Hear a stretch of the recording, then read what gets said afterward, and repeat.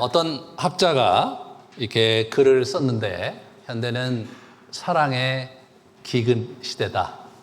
사랑을 드라마로 보고 또 남의 사랑을 훔쳐보고 늘 사랑을 노래하고 또 늘 요새 이제 앞에 나와서 구성직에 이렇게 경연대회가 사랑에 대한 노래가 줄을 잇는데, 그렇게 자꾸 사랑에 대한 얘기를 많이 하는 것은 또 다른 반증이 우리 가운데 사랑의 기근과 갈증이 대단하고 그것이 채워지지 않는 데 있다는 거죠.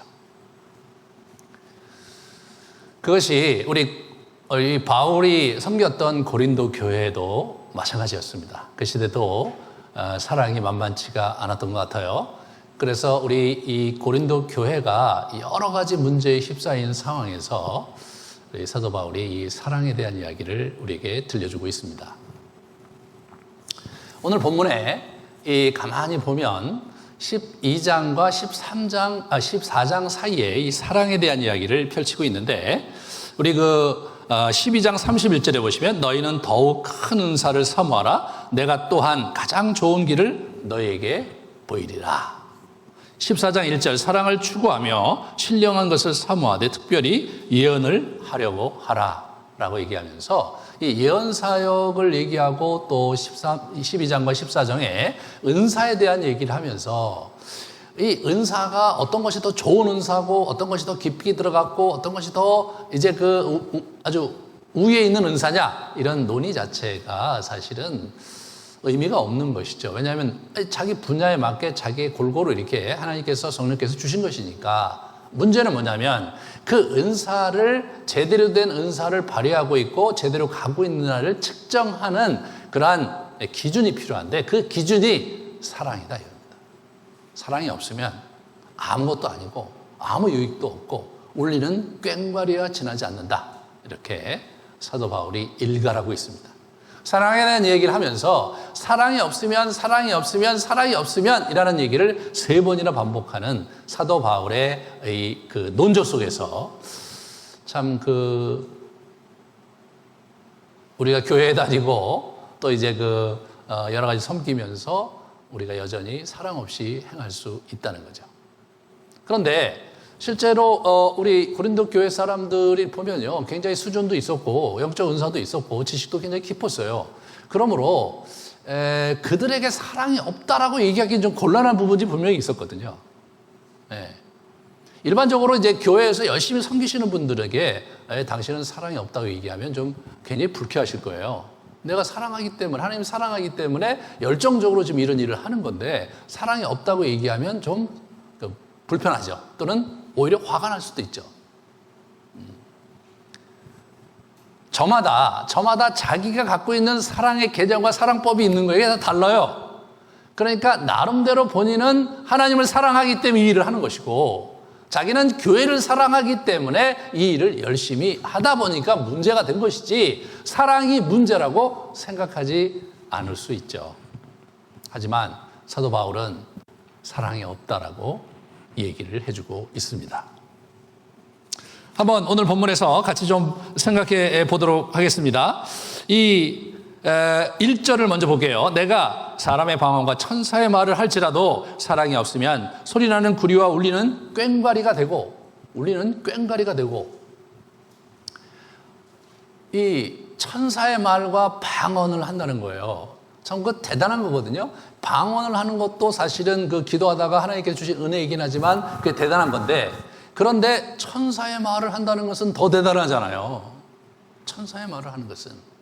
제가 처음에 방언의 은사를 제가 받을 때 저한테 기도해 주셨던 전도사님이, 이분이 얘기하시더라고요. 제가 이제 처음에 방언을 받으면 따다다다 방언을 하니까 제가 하면서 아유, 저 전도사님 이게 뭔가요? 그랬더니 웃으면서 우리 학생 이거 처음에는 그런 건데 여전히 꾸준히 하다 보면 방언도 바뀌고 느네. 그러면서 이분이 저에게 천사의 방언이 있다는 얘기 들었나? 네, 저 고린도서 13장에 있는데요. 그랬더니 그러면 내가 천사의 방언을 한번 들려주마. 이렇게 하면서 방언을 하시는데 천사의 방언이라고 들려주셨어요. 정말 아름답더라고요. 무슨 말인지 물론 모르죠. 하지만 그 어조와 뉘앙스와 리듬이 제가 그때까지 들었던 그 어떤 노래와 그 어떠한 말보다도 아름다웠습니다. 저가 그때 느꼈던 느낌은 뭐 신비하다, 저런 게 있네 라는 그런 어떤 호기심에서 오는 그런 반응이 아니었고 진짜 아름답다. 야, 인간의 언어가 이렇게 아름다울 수 있구나. 그런 느낌이었습니다. 그러나 그러한 방언과 천사의 말을 할지라도 사랑이 없으면 뭐예요? 소리 나는 구리와 울리는 꽹과리가 된다는 거예요. 저게 이제 로마에서 쓰던 그 소리 나는 구리, 저거거든요. 소리 나는 구리, 이게. 이 고린도가 구리로 아주 유명했대요. 구리로 이렇게 부하고 부는 거죠. 그 다음 걸 보여주시면, 저렇게, 광장에서 이제 나팔 불고 또 확성기로도 사용을 했대요. 저런 게 된다는 거예요.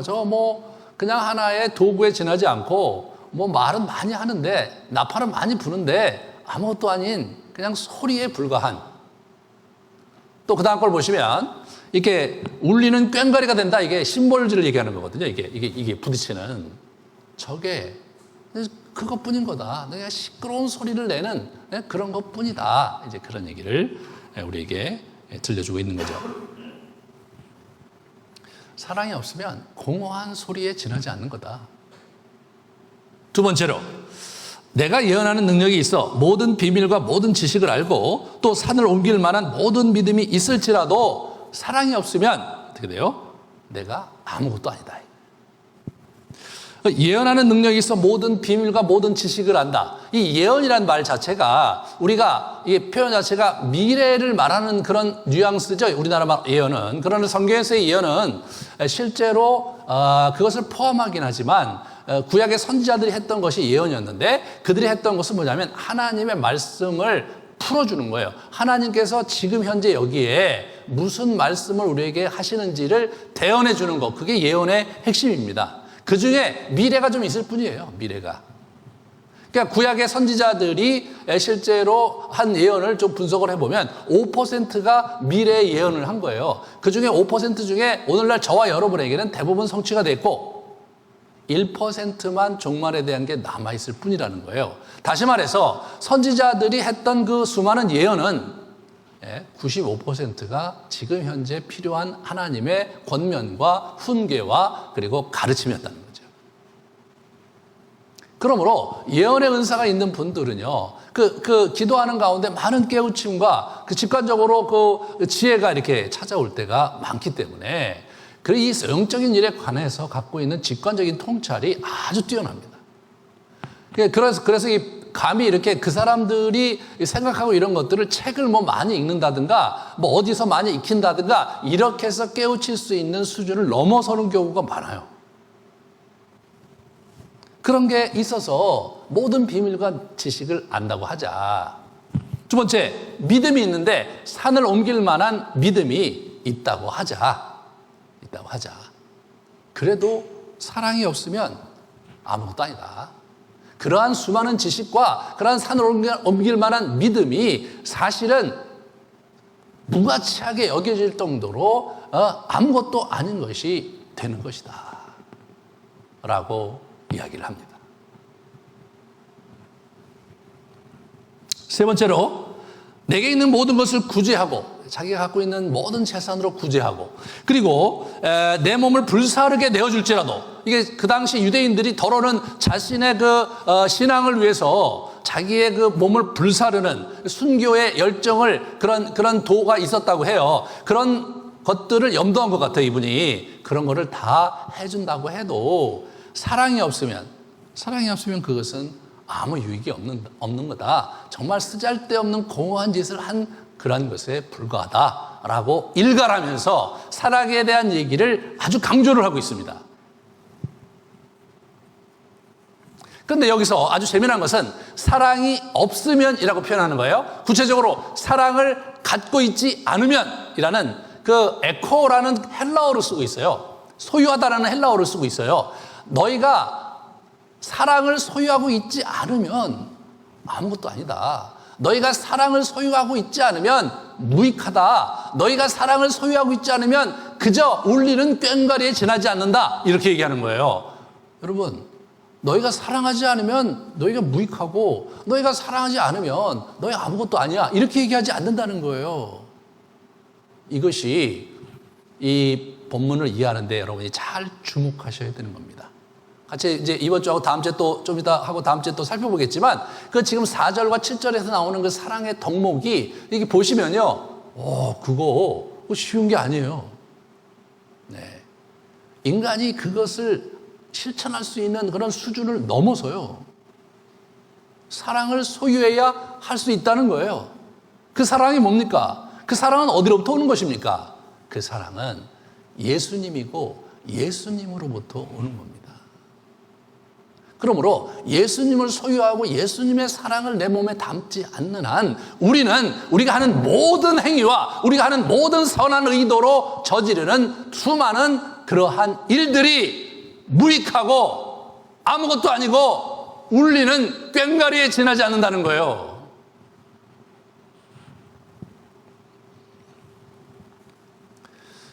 참 이렇게 안타까운 것 중에 하나는 뭐냐면 믿음에 대한 강조는 많이 하는데 소망에 대한 강조는 많이 하는데 사랑에 대해서 만약 우리가 그것을 충분히 쌓아가지 않는다면 그 한계가 많은 거잖아요, 기독교가. 그런데 제가 이제 이 설교를 준비하면서 좀 수많은 자료들을 제가 이제 이렇게 막 구입해다가, 그래서 막 흔적방에도 가져오고 그래서 막 구입을 하다가 쭉 훑어보는 과정에서 아주 굉장히 충격적인 사실을 이제 알게 되었는데 그게 뭐냐면 개신교는 사랑에 대한 신학을 아직까지 정립하지 못했더라고요. 개신교는 이성주의 시대에 등장해갖고 루터와 켈빈이 그 진리를 선포하는 데 있어서 특별히 믿음에 대해서 강조를 했어요. 그리고 종말론에 대해서 소망에 대해서 강조를 했어요. 그런데 사랑을 학문으로 이걸 세워가지 못했더라고요. 왜 그랬을까?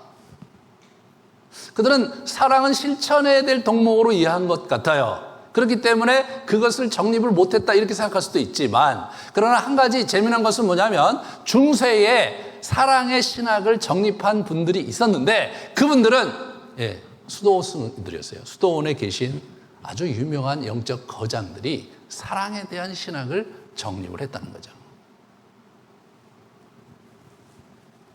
사랑은 이성적인 학문으로 정립할 수 있는 영역을 넘어서기 때문에 아직까지 개신교에서는 그 부분을 이렇게 손을 대지 못하고 있다는 것 자체를 제가 어떻게 이해해야 될까 되게 당혹스러웠습니다. 여기 오늘 본문에 보면 믿음이 아무리 대단하다 하더라도 사랑을 갖고 있지 않다면 그럼 뭐예요? 무익하다. 무익하다. 아무것도 아니다. 그렇게 얘기하는 것인데 여러분과 제가 참 이 사랑의 도에 깊이 들어가지 못한다면 사랑을 소유하는 삶을 확보하지 못한다면 우리의 이 인생에서 일어나는 수많은 일들과 하나님을 위한 거룩한 의도와 그러한 수고들이 헛것이 될 수 있다는 이 충격적인 사실을 진지하게 받아들여야 됩니다. 우리는 이 성장기 때 형성된 사랑의 쪼가리들을 가지고 있어요. 악한 영이 사실은 이 공중의 권세 잡은 자가 세상을 비진리로 거짓 진리로 이렇게 물들으면서 가장 진지하게 건드렸던 그러한 영역이 사랑이죠. 왜? 사랑이란 감정선은요 인간의 존재의 시면에 가장 중요한 감정선이잖아요. 사랑이 굴절되고 사랑이 파괴적으로 자기에 왔을 때 사람이 자기의 영혼을 무너뜨리고 심지어는 포기하고 그렇게 사는 분들이 많잖아요. 자기가 정말로 기본적인 생존에 필요한 조그만 사랑의 덩어리라도 얻지 못한 많은 영혼들이 어떻게 됩니까? 이게 외로움에 빠져서 힘들어 할 뿐 아니라 세상을 스스로 끝장을 내는 일이 벌어지는 거죠. 인간이 갖고 있는 수많은 감정 중에서 가장 핵심적이고 중요한 감정이 사랑이니까 악한 영이 인간을 망가뜨리는 데 있어서 사랑의 감정선에 거짓 진리를 뿌려놓는 것은 지극히 자연스러운 추론이 될 수밖에 없습니다. 그래서 사랑이라는 것만큼 많이 변질되고 왜곡된 부분도 없다고 생각해, 인간에게.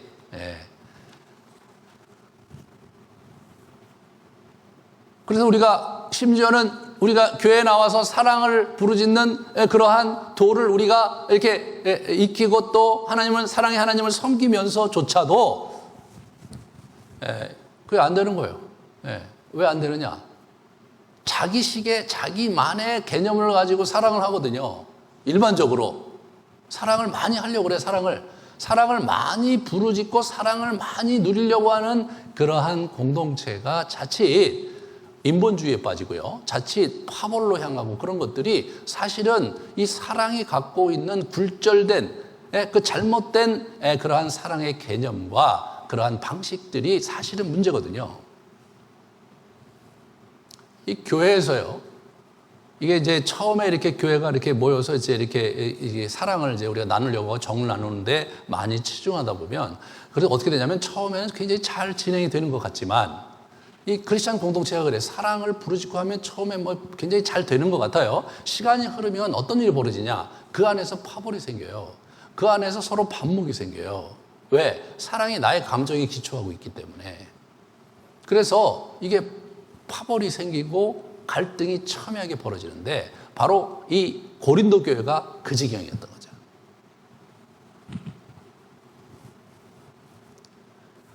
이 인간이 갖고 있는 이 감정선의 이 사랑만큼 복잡한 감정이 없거든요. 쉽지가 않아요. 그렇기 때문에 나는 사랑하는 의도로 상대에게 내가 어떤 상대는 불편해할 수도 있고 어떤 경우는 상처를 받을 수도 있어요. 저는 사랑으로 상대를 이제 대했는데 먼 훗날 보니까 그것 때문에 상처를 받았다. 그런 경우를 종종 경험하곤 합니다. 그러므로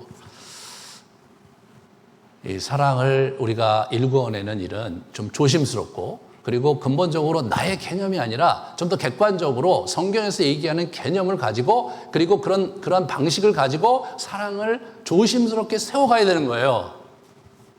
저희 교회가 지금 12년 동안 영성훈련에 전념을 하다가 이제 사랑이란 이야기를 이제 꺼내기 시작했습니다. 공동체에 정이 흐르는 공동체로 만들어가야 될 그러한 이제 때가 되었다고 저는 이제 목회적으로 생각을 하는 겁니다.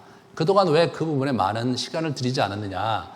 이게 온전한 개인적인 하나님과의 관계와 부부 관계와 가정 생활에서 착실히 이렇게 쌓아져가는 그러한 사랑의 이야기가, 성경적인 사랑의 이야기가 좀 이렇게 스며들고 나서 그 다음에 이것을 같이 해보고 싶었던 거예요.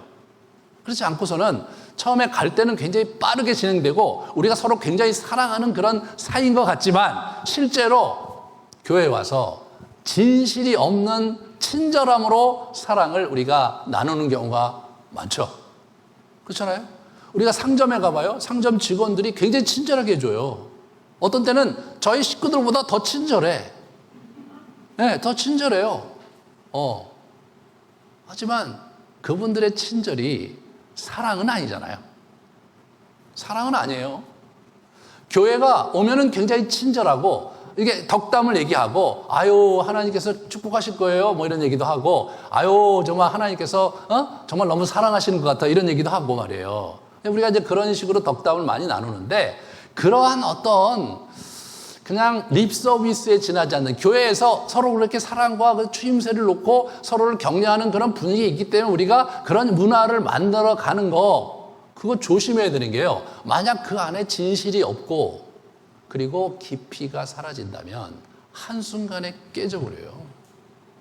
그래서 교회가 잘 지내다가도 갑자기 갈등이 생기면 갈등을 극복하면서 성숙으로 나아가기보다는 갈등 자체가 극대화되면서 서로 반목하고 그리고 정말 심각한 고통 속에 허덕일 때가 너무너무 많습니다, 여러분.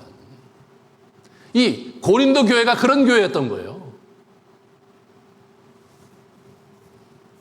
오늘 이제 사랑 시리즈를 시작하면서 좀 재미난 시간을 한번 가져보려고 그래요.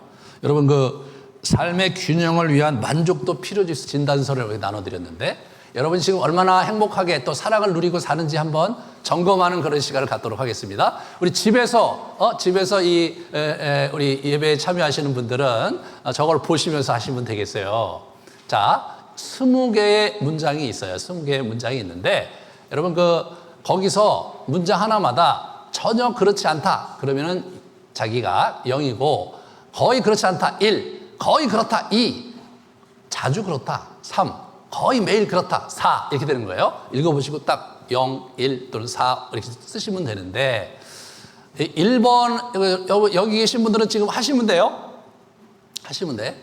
그래서 집에 계신 분들 또 이 영상만 보시는 분들, 저희 교회 성도들은 지금 밴드에 보면은 저게 이제 있으니까 다운받아서 보시면 돼요. 한번 체킹을 해보시고, 그냥 밴드도 없고 집에 그냥 계시는 분들은요, 저 문장을 가만히 제가 읽어 드릴 테니까 거기마다 이렇게 표시를 하세요. 옆에다. 나중에 그거를 합산을 할 때 저 번호가 중요하니까 순서대로 하셔야 돼요. 순서대로. 네. 우리 진단지를 안 갖고 계신 분 성도 손 드세요. 이렇게 손 드세요. 네네. 네. 이런 그 진단을 할 때는요, 바로바로 하셔야 돼요. 깊이 골몰하지 않으시고 그냥 느낌이 오는 대로 하셔야 돼요. 그래야 정확히 나옵니다. 첫 번째, 잠을 많이 자도 피곤함을 느낀다. 0, 1, 2, 3, 4 중에 매일 그렇다 그러면 4번이고요. 거의 그렇지 않다. 그러면 1번이고, 전혀 아니다. 그럼 제로입니다. 두 번째, 영양가 있는 식사를 정해진 시간에 하고 있다. 세 번째, 규칙적으로 운동을 하고 있다. 네 번째, 취미 생활을 즐기며 그 일을 할 때 행복하다. 다섯 번째, 잘 웃는 편이며 감사한 일이 많다. 여섯 번째, 눈물을 흘리는 것도 괜찮다고 생각한다. 일곱 번째, 나는 자신이 꽤 괜찮은 사람이라고 생각한다. 여덟 번째, 예배 시간이 기다려진다. 아홉 번째, 예전에는 즐겁던 삶이 지금은 하기 싫고 흥미가 없다. 열 번째, 사람을 만나는 게 부담스럽게 느껴진다. 11번째, 함께 삶을 나누는 공동체가 있다. 12번째, 요즘은 기쁜 일이 없다. 13번째, 매사에 집중이 안 되고 일의 능률이 떨어진다. 14번째, 휴일이나 주말에도 일에 대한 생각을 한다. 15번째, 충분한 잠과 휴식을 취하고 있다. 16번째, 식욕이 없어 안 먹거나 갑자기 폭식을 한다. 17번째, 깊이 있는 대화를 나눌 상대가 있다. 18번째, 조그만 일에도 쉽게 짜증이 나거나 화가 난다. 19번째, 시간적으로나 비용적으로 과도하게 빠져드는 일이 있다. 마지막 20번째, 최근에 외롭거나 슬픈 감정이 자주 든다. 자, 그러면 그 뒷페이지를 넘기시면요, 그 슬라이드를 하나 더 넘겨주세요. PPT 슬라이드도 하나 넘겨주세요. 네, 저기 보시면 A 유형과 B 유형 질문이 있죠. 여기 위에 보시면 질문 A란에는 2번 답, 3번 답 이렇게 쭉 쓰시고, 또 질문 B란에는 1번 답, 9번 답, 10번 답, 12번 답 이렇게 쭉 쓰시는 거예요. 한번 그렇게 해서 합산을 하세요. 질문 A의 합산, 질문 B의 합산을 해주세요.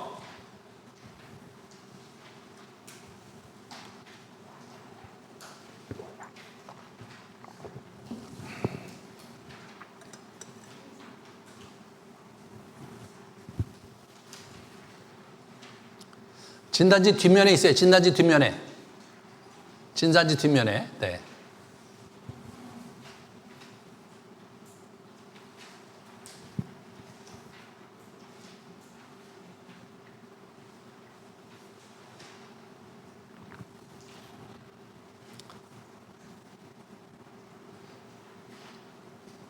합산을 다 해보시면 A 값이 나오고 B 값이 나오잖아요.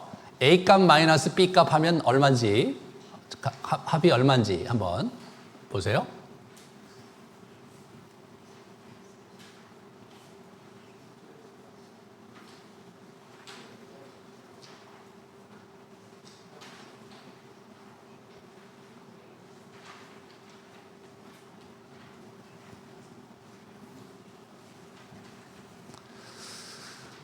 자, A-B가 얼마인지 이제 마이너스 40에서 20. 슬라이드 다음 거로 넘겨주세요. 다음 거로. 자, 보시면 마이너스 40에서 20은 위험한 수준입니다. 스트레스 지수가 상당히 높은 거예요. 예. 우리 얘기로 하면 이제 굉장히 사랑과 이런 것들이 잘 안 돼서 굉장히 불행한 형태로 지금 시간을 보내고 계신 분들이라고 볼 수 있죠. 마이너스 20에서 제로, 불안한 수준입니다. 약간의 주의가 필요하다고 권면을 하네요. 0에서 20, 비교적 양호합니다. 적절한 균형을 유지해 주기를 부탁드리고 있습니다. 20에서 40, 안정적인 수준입니다. 행복 지수가 상당히 높습니다. 예. 자, 우리 여기 같이 가족끼리 오신 분들은 그 옆에 있는 가족과 같이 얘기하는 시간을 잠깐 가져요. 자는 어떤지 솔직하게 쉐어링을 하고, 가족이 없으신 분들은 그 적당히 옆에 있는 분들하고 한번 쉐어링하는 시간을 가지시기 바랍니다.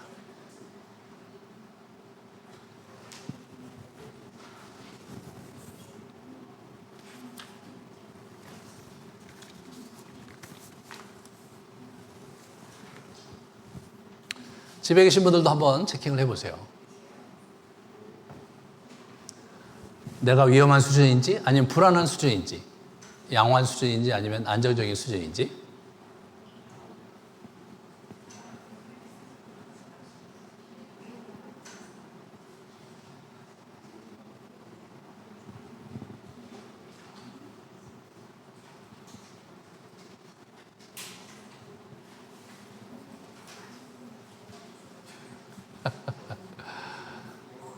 아까 일부 예배 때 보니까요, 의외로 20에서 40의 스코어를 이렇게 기록하시는 분들이 꽤 있더라고요.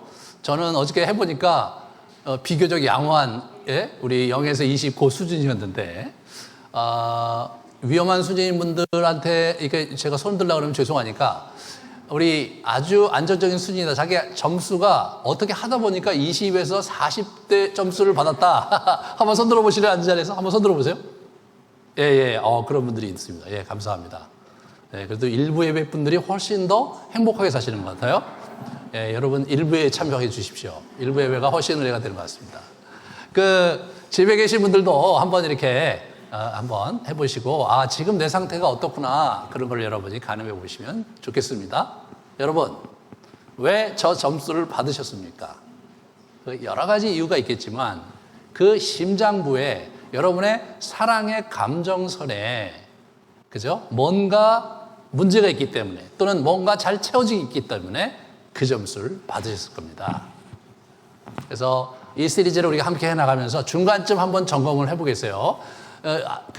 아주 안정적인 수준에 있던 분들이 알고 보니까 굉장히 주관적으로, 이기적으로 그것이 살고 있는데, 하나님의 어떤 성경의 가치와는 다르게 그냥 세속적으로 잘 살고 있다. 그래서 저 수준이 나왔다. 그럼 심각한 거죠. 예, 그거를 중간에 한번 점검을 해보면 좋을 것 같고요. 또 점수가 낮으신 분들은 또 이 강의를 같이, 이게 프랙티스 할 거거든요. 이 사랑 수련을 할 건데, 이 강의를 들으시면서 수행을 하면서 지금보다 훨씬 더 좋아지는 형태로 가실 수 있으면 참 좋겠고요. 그리고 맨 마지막에 여러분이 정말 이 양호한 수준과 안정적인 수준으로 한 3개월까지 갈 텐데, 여러분이 이렇게 쭉 올라갈 수 있다면 더 바랄 것이 없겠습니다. 한번 기대하면서 참여해 주시기를 부탁드리겠습니다. 우리는 이 시대 문화 속에서 이 사랑을 이제 이렇게 가지고, 이 사랑이 굉장히 중요한 문화적 코드인데, 신앙생활 하면서도 이게 좀 교회에서도 쉽지가 않아요. 왜냐하면 이 하나님에 대한 사랑을 이러한 그 문화적 코드로서 이해를 하고, 그런 하나님으로, 자기가 성경에 있는 이 사랑이 자기가 생각하는 하나님으로 생각하는 거예요. 네? 그런 거예요. 저는 예전에 그 대학 다닐 때 제 한 친구와 같이 얘기를 하는데, 하나님이 안 믿는 사람들에 대해서는 이제 지옥 가게 하신다. 믿는 사람을 선택적으로 천국에 부르시는 분이다. 라고 얘기했더니, 하나님이 그럴 리가 있냐는 거예요. 그래서 제가, 아니, 그게 성경에서 그런 얘기 하는 거다. 그랬더니 자기는 설사, 만약 그런 하나님이라면 제가 안 믿겠다는 거예요. 왜 하나님이 자기를 받아들이는 사람은 복 주고, 그렇지 않은 사람은 이렇게 막 지옥에 보내고, 그건 너무하지 않냐는 거예요. 그런 얘기를 이제 그게 80년대 초였는데 그런 얘기를 제가 하면서 굉장히 충격을 받은 적이 있어요. 예. 교회에서요, 사랑 이야기를 많이 하는데 하다 보면 자기식 사랑을 얘기하는 거지 성경에서 얘기하는 사랑은 아닌 거예요. 여기에서 큰 문제가 발생합니다. 그래서 분명히 내가 선한 의도로 내가 사랑으로 상대하게 했는데 상대에게 문제가 생겼다. 그럴 때 왜 그렇게 하십니까? 그렇게 하면 안 되지 않습니까? 하면 오히려 상처를 받을 수가 거꾸로 나는 사랑으로 그렇게 했는데 어떻게 그럴 수가 있느냐. 예. 두 번째로 하나님의 사랑도 달콤한 사랑을 주는 것으로 개인화시키는 경향이 있어요. 그렇기 때문에 이 시대의 로맨스와 이제 여러 가지 이렇게 영화라든가 이런 소설이라든가 이런 대중문화 속에서 형성된 그 사랑의 일반적으로 로맨스죠. 이따 얘기했지만 에로스적인 그러한 사랑을 하나님께서 나에게 주실 거라고 생각하는. 물론 하나님이 그런 사랑을 주시긴 하지만 하나님은 그와 다른 빛깔의 사랑 방정식도 가지고 계시거든요. 세 번째로 각자가 자기식 하나님의 사랑의 개념을 가지고 인정해줘야 되는 분위기에 문화적으로 그거 그렇게 하면 안 되지. 그리스도인이 그렇게 하면 안 되지. 근데 본인이 뭐 나쁜 의도로 한 게 아니라 자기는 사랑하려고 하는 것인데 그렇게 하면 그거를 굉장히 아주 싫어하죠. 싫어해요. 성경의 가치를 가지고 우리가 그렇게 하면 안 된다고 얘기를 할 때 그거를 받아들이기보다는 그 옛날 얘기고 지금 이런 시대에 그렇죠? 너도 좋고 나도 좋고 모든 종교가 다 진리를 추구하고 있고 절대자를 추구하고 있는데 서로 용납하고 받아줘야 되지. 이렇게 얘기하면 그걸 또 받아줘야 되는 분위기인 거죠. 이게 하나님의 사랑에 대한 교리를 실제보다 쉽고 단순하게 얘기해. 사랑은 알아, 자기가. 사랑은 아는데 사랑을 어떻게 잘 안 된다. 그래서 어려워. 그러니까 모임을 할 때 이 공동체는 사랑이 없네 이렇게 얘기하고 이 교회는 사랑이 없네 이렇게 얘기하는 이런 건 가능해요. 여기는 따뜻함이 없다.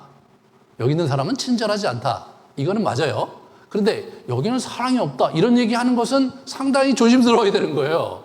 도대체 그 사랑이 뭐냐는 거야. 그 사랑이.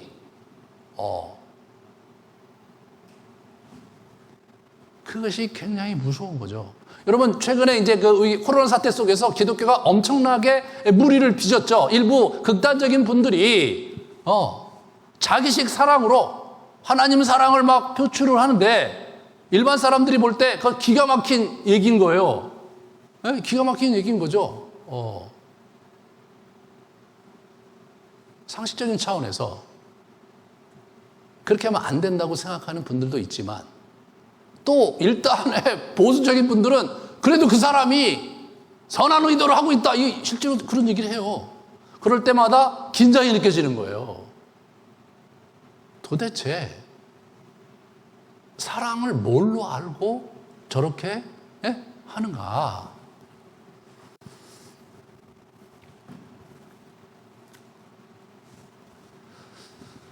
보통 일반적으로 지금 우리 한국 사회에서 특히 동양에서는 상대를 있는 그대로 받아주는 그죠? 그 자비의 그런 있는 그대로 용납하는 그것을 굉장히 고상한 가치로 인정을 합니다. 그런데 상대의 생각과 상대의 입장을 있는 그대로 받아들여지지 않을 때 그거를 불쾌하게 생각해요.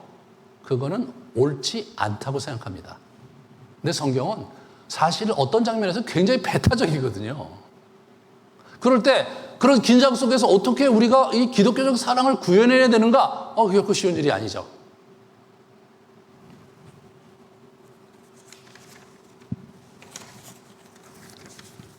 그래서 우리 C.S. 루이스라는 사람이요 4가지 사랑 이야기라는 책을 썼어요. 여러분 보신 분도 있겠지만 그분은 헬라어의 사랑이라는 단어 4가지를 가지고 사랑을 설명을 하는 책이 그 책입니다. 이분은 스토르게라는 헬라어 단어로 해서 이 애정이라는 부모와 자식 간의 이 사랑을 얘기하기도 하고 또 이제 우정, 친구와의 관계, 에로스, 이성 간의 사랑, 그리고 아가페, 아가파오, 이제 무조건적인 그러한 사랑을 이제 이렇게 헬라어가 얘기하는 걸 가지고 자기 얘기를 쭉 풀어갔습니다. 첫 번째로 애정을 같이 보겠습니다. 그 그림을 좀 보여주세요. 네, 그죠? 스토르게예요. 부모와 자녀 간의 사랑이죠. 뭐 한국 문화 속에서는 저건 절대적인 가치예요. 근데 최근에 작금에 벌어지는 현상을 보면 절대적인 가치인 것 같아요. 가치가 아닌 것 같아요. 그죠? 상식적으로 부모가 저래도 되나? 막 자녀가 자기 부모를 막 돈 안 준다고 뭐 심하게 폭행을 가하는, 심지어는 살인하는 일들도 벌어지죠.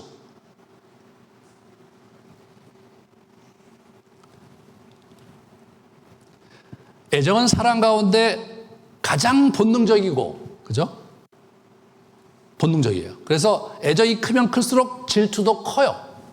가장 본능적입니다. 가장 짐승에 가깝다. 그렇게 표현을 써요. 우리 이 C.S. 루이스는요. 그렇기 때문에 이 애정이라는 것은 그렇게 본능적인 것이기 때문에 질투에 민감하고, 갈등이 생기면 아주 극렬하게 갈등이 생기죠. 가족애가 아주 잘 이제 이렇게 자리 잡지 않은 그러한 경우 심각한 갈등이 있을 뿐만 아니라, 만약에 재산 문제에 있어서 공평성이 이제 이렇게 잘 납부되지 않을 때 형제 간의 싸움은 치열합니다. 이게 애정이 갖고 있는 뒷모습은요, 굉장히 힘들 때가 있어요. 굉장히 추악할 때도 있고, 굉장히 파괴적일 때가 있어요. 불완전합니다. 두 번째로, 필레오예요, 필레오. 예? 우정이에요. 친밀한 친구 관계죠. 이것은,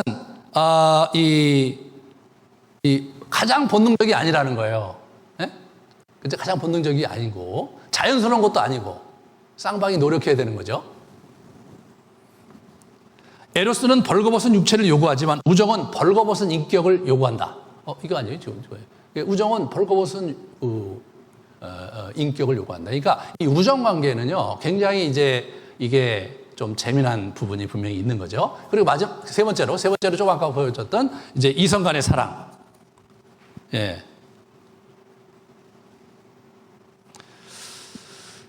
에로스가 없다면 우리들은 아무도 태어나지 못할 것이며, 애정이 없다면 어느 누구도 양육을 받지 못했을 것이다.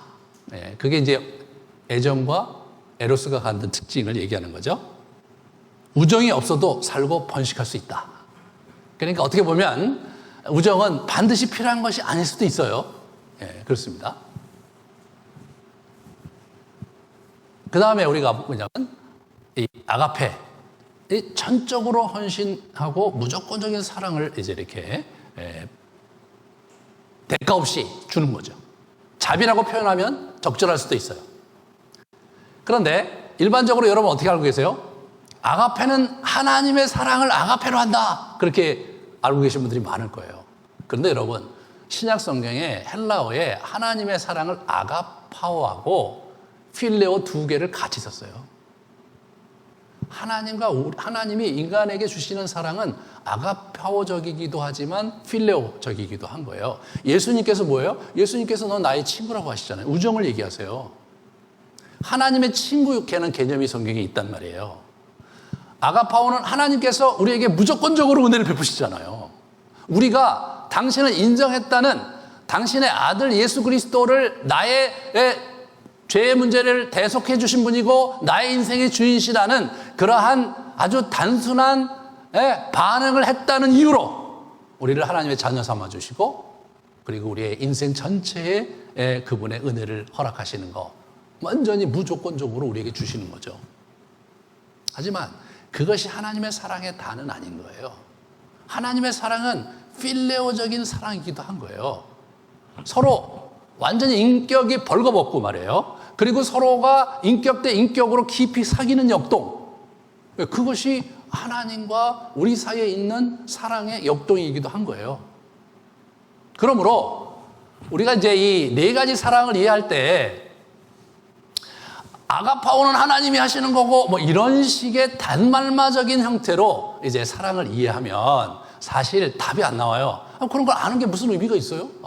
그래, 저 친구들 사귀는 거는 그건 필레오라고, 우정이라고 그러고, 가족은 가족애가 있는 거고, 에로스가 있는 거고, 하나님은 그 무슨 의미가 있냐고요? 그죠?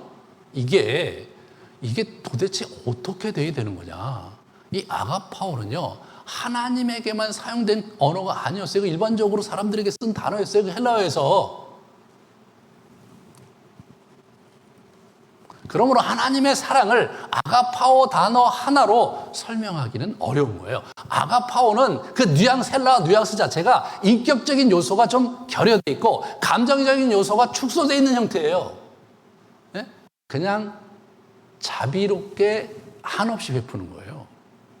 한없이 아무 대가 없이 베푸는 거예요. 그러므로 인격적인 어떤 관계가 중요한 게 아니에요. 네. 그런 거예요. 우리 불교에서 부처님이 그런 위치에 계신 분이잖아요. 그렇죠? 네. 그냥 무한한 자비로 함께 하시는 거예요. 인간의 무한한 그러한 윤회 굴레 속에 있는 인간의 중생들을 어여삐 여기시고 그들이 가능한 한 해탈의 경지를 통해서 극복하기를 원하시지만 아무런 조치도 하지 않은 채 그저 사랑을 베푸는 거예요. 아무런 인격적인 교감이 없는 거죠.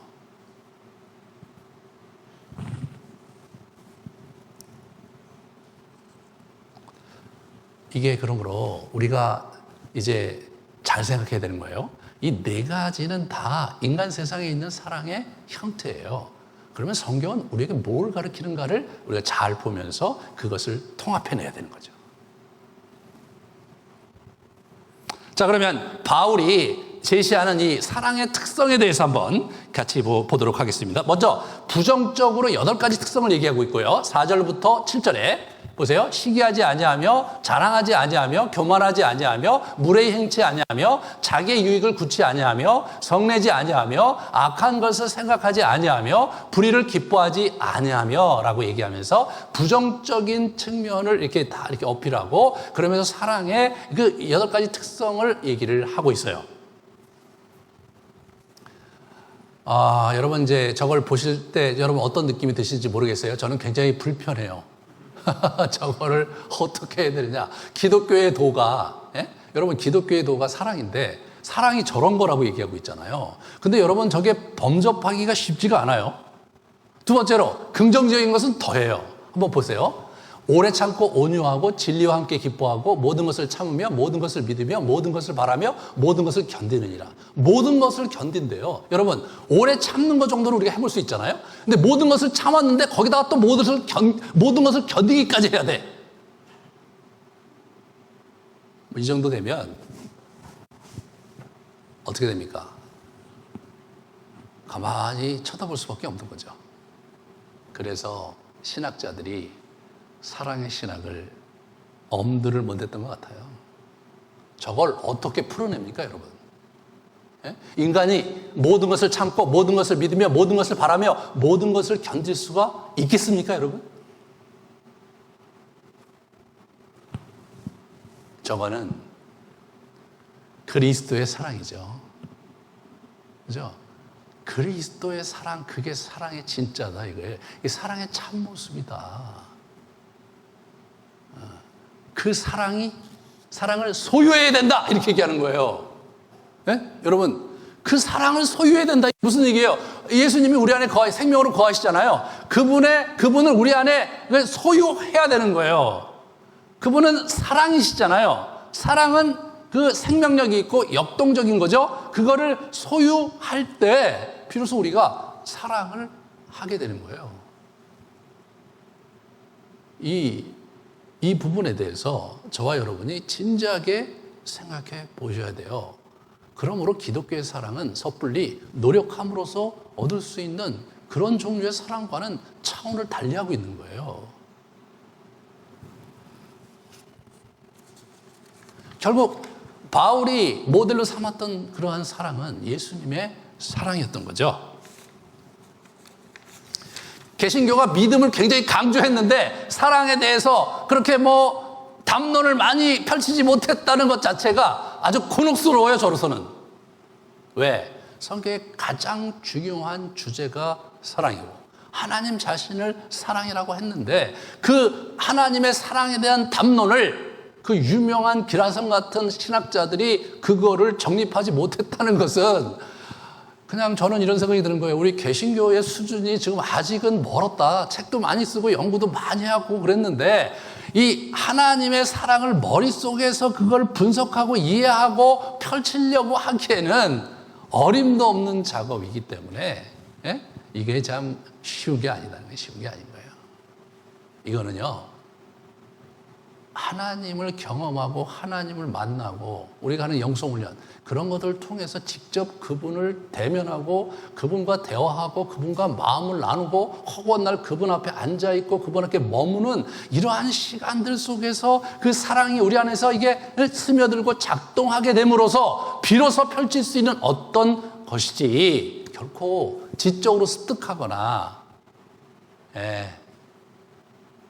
하나님께서 은혜를 우리에게 주신다거나 이러한 단순한 생각으로 우리가 구현할 수 있는 게 아닙니다. 여러분, 저 15가지 덕목이 여러분에게 얼마나 장착되어 있습니까? 여러분, 저 5가지 덕목에서 각 덕목마다 50점 이상 되는 게 여러분에게 몇 개나 될까요? 100점 만점에. 저도 보면서 50점 이상 되는 게 별로 없어요. 그러면서 감히 우리가 사랑을 운운한다는 것 자체가 우리의 하나님이 사랑이시고 우리는 사랑을 펼치는 사랑의 종교라고 얘기하는 것 자체가 참 낯뜨거운 일이 아닐 수 없는 거죠. 낯뜨거운 일이 아닐 수 없는 거예요. 여러분, 매일매일 교회 다니고 여러분 나름대로 신앙생활하고 기도생활 하는데 왜 우리는 이 사랑에 관해서 아직까지 50점을 넘기가 왜 그렇게 어려운 겁니까?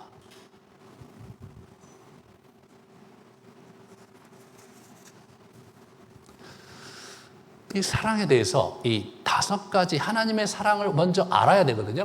하나님의 사랑을 이해하고 그것을 내 걸로 습득하고 체득하는 과정을 통해서 비로소 우리가 하나님의 사랑의 영역에 들어갈 수 있고 호흡할 수가 있는 거죠. 그 5가지에서 굉장히 중요한 성경의 원리를 먼저 우리가 좀 이렇게 D.A. 칼슨이나 유명한 신학자가 정리를 했는데, 첫 번째, 성자를 향한 성부의 또는 성부를 향한 성자의 특별한 사랑, 삼위일체의 내재적인 사랑, 그것이 근간이 되어야 돼요. 삼위일체, 완전하신 하나님이 또 완전하신 자기의 아들 예수 그리스도와 서로 완전하게 교감하고 산다는 거예요. 완전하게 서로 교감하고 서로를 원하고. 이게 굉장히 신비죠, 이게. 언어로 표현이 잘 안 되는 거예요. 삼일체 신학이 그게 언어로 표현하는 게 한계가 있는 거예요. 언어로 표현해서 이성적으로 논리적으로 삼일체를 설명한 것은 초대교회 때 다 이단으로 낙인시켰어요.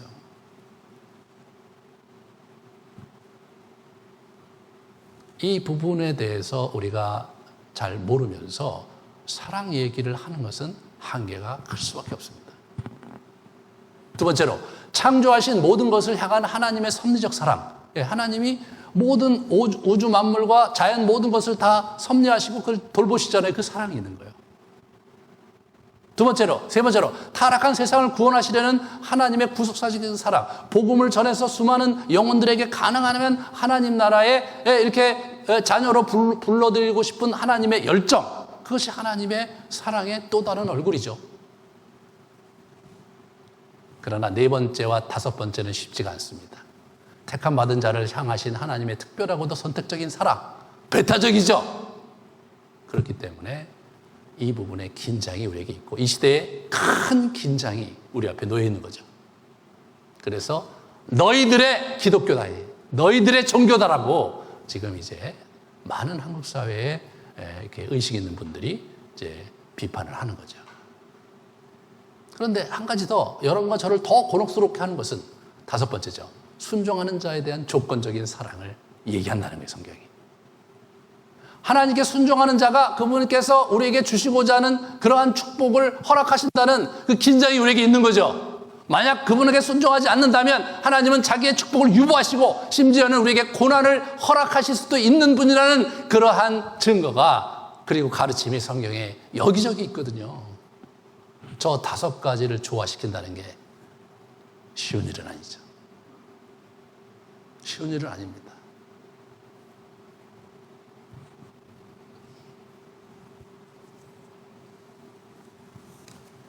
그래서 우리는 배우고 익혀가야 되는 거죠. 사도 바울이 그런 길을 간 거예요. 사도 바울이 사도 바울이 지금 고린도 전서와 후서를 쓰고 있는 것은 지금 3차 전도여행 에베소 교회에서 그걸 쓰고 있는 거예요. 고린도 교회가 애물단지예요. 근데 고린도 교회를 처음 자기가 개척을 할 때 이분이 사실은 바나바와 결별하고 나서 바나바를 떠나서 처음으로 독립해서 실로아노와 디모데를 데리고 사역을 하다가 그 고린도에 가서 거기서 1년 6개월 그가 이렇게 섬기면서 교회가 세워진 거죠. 하지만 이 교회가 문제가 너무너무 많은 거예요. 아마 바울의 사역적 한계에서 비롯된 것도 많았을 거라고 생각해요. 왜냐하면 바울파냐 아볼로파냐 게바파냐 그리스도파냐 이 네 파가 싸우고 있었으니까. 에베소 교회를 보면요, 에베소 교회 편지를 보고 에베소에서 이분이 할 때는 3차 전도여행 말기인데 그때는 원숙한 모습을 보게 돼요. 에베소에는 그런 문제가 없었어요. 에베소 교회는 그 지역 사회와의 갈등과 아데미 신전을 섬기는 자들과 그 사람들과의 갈등과 긴장이 있었지 내부에 그렇게 심각한 문제가 있지가 않았더라고요. 이 사람이 성숙한 상황에서 에베소 교회를 제가 볼 때 섬긴 거 아닌가 싶어요. 그렇기 때문에 자기는 고린도 교회의 문제를 보면서 참 화가 나고 막 눈물도 하고 막 편지도 보내고 막 갈까 말까 막 그러고 이런 그 긴장이 그에게 있었는데 그 과정에서 이분의 핵심적인 그 포인트는 중심은 사랑이었어요. 사랑의 마음을 가지고 그것을 쓰고 격려하고 이루어가려고 애를 썼던 흔적을 우리는 고린도 후서에서 볼 수 있습니다.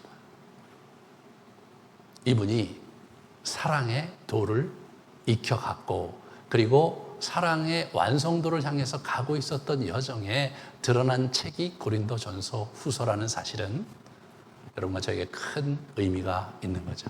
우리도 바울처럼 자라가야 될 필요가 있고 우리도 바울처럼 사랑을 일구어가야 될 필요가 있는 존재이기 때문에 함께 갈 수 있다는, 지금 현재 우리의 상태는 뭐 50점 이하고 뭐 어떤 걸 마이너스 있을 수도 있지만 그러나 바울처럼 그리스도의 사랑을 쫓아 우리의 삶을 계속해서 영적으로 성장시켜 나간다면 무르익은 사랑을 실현할 수 있겠죠.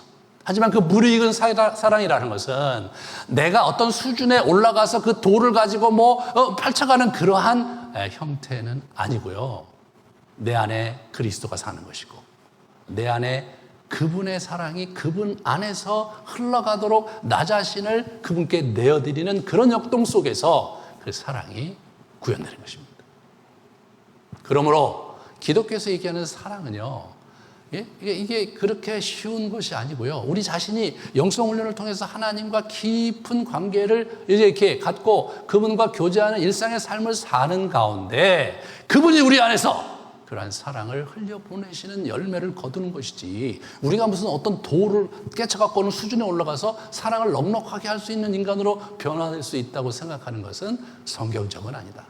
다른 종교는 그렇게 자기 수련을 하면서 갈 수 있을지 모르지만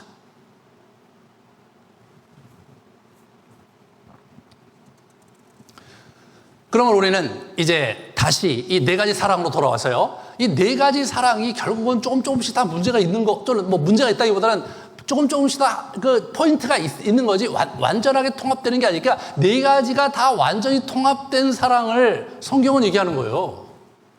예? 아니 우리가 그 애정관계, 가족 간의 관계에서 가족 내 관계에서 우리가 뭘 해야 돼요? 그리스도 안에서 내가 진짜 이타적으로 내 가정을 사랑하고 그들을 섬기고 그들이 하나님 앞에서 정말 이타적인 삶을, 공의로운 삶을 살아갈 수 있도록 격려하고 지지하고 그게 안 될 때는 문제를 제기할 수 있고 말이에요.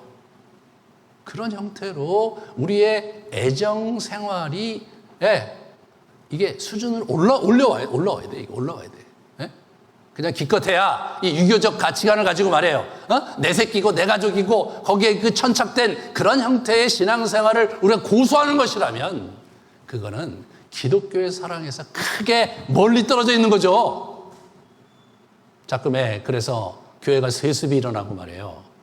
끼리끼리 이렇게 하고 있는 것은 매우 유감스러운 일이 아닐 수가 없습니다.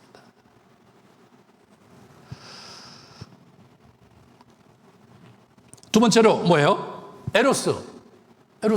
여러분 부부간의 사랑이요. 이게 참 에로스라는 것은 오래가지 못하죠. 오래가지 못해요. 예? 그 뭐 결혼해서 몇 년을 그렇게 할 수 있을지 모르지만 그 다음에 뭐예요? 인격 대 인격으로 깊이 들어가는 친구 관계로 들어가야죠. 그렇잖아요. 친구 관계로 들어가야 돼요. 그러므로 이 에로스가 이게 그리스도 안에서 또 하나님 안에서 이게 성장을 해야 되는 거예요. 단순히 육체적인 정신적인 것을 넘어서서 영적인 차원까지 올라갈 수 있어야 되는 거예요. 그리고 마지막으로 아가페. 아가페라는 것 자체가 좀 무조건적인 사랑인데 인간이 무조건적으로 어떻게 줘요? 하나님도 무조건적으로 주는 게 있지만 그분이 원하는 게 있으시잖아요. 여러분과의 교제, 여러분과 제가 그분을 사랑하고 그분께 나와서 기도하고 그분을 기뻐하고 그분이 원하는 것을 행하는 거, 그건 조건이잖아요. 조건이잖아요. 순종하는 거, 그분이 원하시는 조건이죠. 그러니까 그리스도 안에서, 하나님 안에서 이 네 가지 사랑이 보완되고, 그렇죠? 그리고 완성이 되는 형태, 그것이 성경이 추구하는 그러한 사랑입니다. 그러므로 우리가 앞으로 이 사랑 수련, practice of love, 이 사랑 수련을 이제 이렇게 읽어가는 그러한 여정을 앞으로 어떻게 할 것인가 잠깐 좀 말씀을 드릴게요. 첫 번째로 보여주세요. 망가진 사랑, 망가진 애정을 회복하기 위한 사랑의 도를 우리가 이제 익혀가야 돼요. 창세기에서 룻기에서 그렇게 할 거예요. 게리 토마스라는 영성은 이렇게 얘기했어요. 자녀 양육은 영성 훈련의 명문학교다. 예. 자녀 양육은 영성 훈련과 같이 갈 때 비로소 기독교적인 형태의 사랑으로 승화될 수 있는 거예요. 그래서 우리가 영적 가문을 읽어가는 인생 여정, 이 자녀 양육은 영성 훈련의 명문학교다. 이 가족관을 우리가 한번 재고해보고 구체적으로 또 프랙티스하는 시간을 가질 것입니다. 두 번째로 이 에로스의 도인데요. 삼위일체 내의 사랑의 교통하심을 통한 성숙한 에로스의 도. 이것은 이제 아가서와 이 사랑방 설교 이런 부분에서 이제 우리가 이걸 조명을 할 건데요. 우리 중 누구도 상대를 5, 60년 동안 계속 매료할 만큼 매혹적인 사람은 없다. 아무도 없다. 대여섯 번의 데이트를 하면 문제가 없다. 5, 6년이라면 도전이다. 하지만 5, 60년이라면 행운을 빈다. 그러므로 똑같은 부부관계에 약간의 권태를 느끼는 것은 당연하다. 이렇게 벌써 5년이 안 됐는데 권태를 느낄 수도 있는 거죠. 그렇잖아요? 굉장히 공감이 가는 장면이죠. 미국이 벌써 오래전부터 이제 사랑이 젊은 사람들 간의 이혼은 그렇게 많이 줄어들었는데 이 황혼 이혼이 자꾸 늘어난 거예요. 두 사람의 에로스적인 관계가, 그죠? 인격적인 관계가 더 이상 성장할 수 없다면 우리가 더 같이 살 이유가 없다. 일본이 이미 오래전에 따라갔고요. 최근에 한국이 이 황혼 이혼이 늘어나고 있어요. 최근에 우리 이 사태, 이 코로나 사태 때 젊은 사람들의 이혼율은 많이 줄었어요. 근데 나이 드신 분들은 점점 이혼을 많이 하고 계세요. 그냥 70 정도 전후에 어떻게 이제 적당히 인생을 좀 종료했으면 좋겠는데 여러분 80, 90 그렇게 100살까지 바라보잖아요. 그러니까 앞으로 수십 년을 더 같이 살아야 되는 게 난감하신 거예요. 그래서 헤어지거나 비혼 관계로 하죠. 비혼. 그렇게 조론도 하는 조론. 비혼도 아니고 조론으로 가 조론. 그래서 결혼 관계를 종료하고 그냥 이렇게 서로 이제 가족 행사 때 좀 만나고 그러면서 하는 그런 관계를 우리가 전락하고 있는 거예요. 검은 머리가 팥뿌리가 되도록이라는 말은 이제 옛날에나 먹혔던 고려짝 시대의 얘기고 더 이상 에로스적인 결혼 관계는요 더 이상 작동을 안 하는 거예요. 10년만 넘어가면 작동을 안 하는 거죠. 결혼은 하나님을 더 잘 알아가고 더 온전히 믿으며 더 깊이 사랑하고 하나님이 우리에게 주신 선물이다. 결혼은 우리가 행복하고 우리가 온전한 사랑을 이루고 뭐 그런 우리 굉장히 이기적이고 또 개인적인 동기에서 하나님께서 결혼을 허락하신 것이 아니라 하나님을 더 잘 알아가고 더 온전히 믿고 더 깊이 사랑하라고 주신 선물이다. 이 말씀을 이게 성경적인 얘기거든요. 부부 사랑과 삼위일체의 존재적 신비가 연결되어 있기 때문에 그것이 이제 그런 거죠. 그런 거예요. 사랑하는 여러분, 이게 쉬운 게 아니죠. 예, 정직하게 우리가 한 그 사람을 있는 그대로 용납하고 받아들여진다는 것은 쉬운 일이 아니에요. 왜? 나에게 문제가 있잖아요. 나의 한계가 있잖아요. 내 용량 자체가 이미 그렇게 크지가 않단 말이죠. 어떻게 그걸 극복할 수 있냐 말이에요. 그 존재의 그 시면을 어떻게 뛰어넘어서 상대를 이해하고 받아줄 수 있냐 말이에요. 하나님의 사랑의 교제권에 들어가서 그 성삼위 하나님의 교제의 신비에 우리가 참여하면서 거기서 주는 힘과 사랑과 위로와 그리고 지혜를 가지고 우리가 서로를 끌어안고 우리의 여정을 가는 것이지 그 이상도 그 이하도 아닌 거죠. 그거를 우리가 익혀가야 됩니다. 일찍이 그러한 이 구약에서는요, 이미 그러한 역동을 아가서에서 그걸 했어요. 중세에 사랑신학을 얘기한 사람은 다 아가서를 주석을 했어요. 아가서를 모르고 진정한 에로스 사랑의 그러한 완성을 우리가 알 수가 없는 겁니다. 그리고 마지막으로 세 번째, 언약 공동체로서의 정을 나누는 따뜻한 공동체를 이루기 위한 요한 1서에서 우리 사도 요한이 AD 90년대 말에 저걸 썼거든요. 그의 인생의 종착 지점에서 사랑의 도를 완성하면서 쓴 책입니다. 함께 같이 우리가 상고하면서 우리가 어떻게 이 따뜻한 공동체를 이루어갈 것인지를 같이 이제 헤쳐가는 그런 시간이 될 것입니다. 사랑하는 여러분, 사랑은요 거저 되는 것도 아니고 그냥 되는 것도 아니고 기도해서 많이 이렇게 되는 게 아니라 우리가 깊이 알아가고 깨닫고 그리고 이게 수련을 해야 돼요. 훈련을 하면서 익혀가야 될 것입니다. 왜? 그것은 내 것이 아니라 하나님의 것이고 우리는 그 예수 그리스도를 통해서 그것을 장착해야만이 가능한 도이기 때문에 그런 거죠. 함께할 3개월 정도 우리 같이 하게 될 텐데 이 여정 속에서 여러분들이 정말 큰 은혜 속에 사랑의 도를 일구고 복된 여정을 가시기를 주님의 이름으로 축원합니다. 같이 우리 기도하시겠습니다.